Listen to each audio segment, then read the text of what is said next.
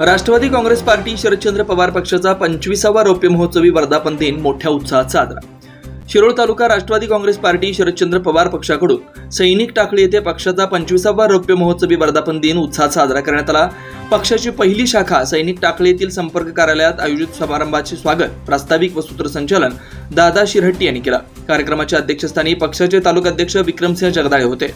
कार्यक्रमाचे औचित्य साधून टाकळी गावचे सुपुत्र प्राध्यापक आर.डी. पाटील कुरुंदवाड येथील श्री दत्त कनिष्ठ महाविद्यालयातून सेवानिवृत्त झाल्याबद्दल व 12वी सायन्समध्ये 90% गुण प्राप्त केल्याबद्दल कुमारी आरती अरुण शिरहट्टी हिचा यथोचित सत्कार करण्यात आला। वर्धापन दिनानिमित्त केक कापल्यानंतर सत्कार मूर्ती प्राध्यापक आर.डी. पाटील, तालुका उपाध्यक्ष श्री राजगोंडा पाटील, राष्ट्रवादी युवक काँग्रेस तालुकाध्यक्ष नागेश कोळी, राष्ट्रवादी काँग्रेस पार्टी शरदचंद्र पवार शिक्षक शेल राज्योपाध्यक्ष डी.पी. कदम आदी मान्यवरांनी पक्षाचे संस्थापक अध्यक्ष राष्ट्रीय नेते शरदचंद्र पवार यांच्याबद्दल व पक्षाच्या 25 वर्षाच्या प्रवासाचा लेखाजोखा आपल्या मनोगतात मांडला। नुकत्याच झालेल्या लोकसभा निवडणुकीत अभूतपूर्व यशाबद्दल अभिनंदन व शुभेच्छा नवनिर्वाचित खासदारांना दिल्या।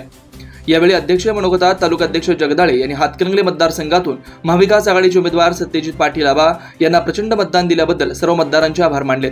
भविष्यात अशीच साथ मिळावी ही अपेक्षा व्यक्त केली। आभार अशोक कमते यांनी मानले।